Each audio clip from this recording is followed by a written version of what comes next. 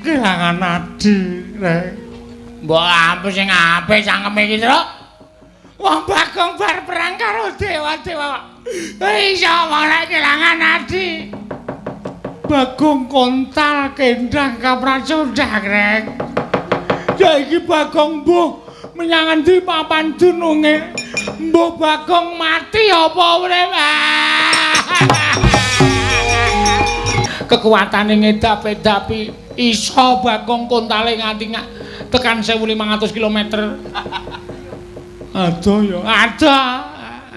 Saiki Bagong genah mati. Terus nyade goleki Bagong terus gunane apa aku tak takon. Ngotong-ngotong batang adoh banget ta.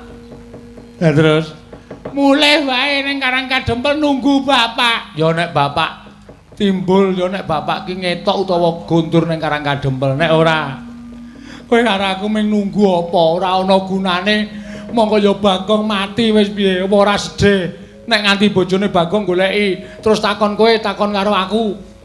Mas Petruk, Mas Gareng, Mas Bagong teng pundi lar wangsulan piye? Delok bojone Bagong le mlaku we mur ndek kaya ngene iki piye? Apa ora mesake?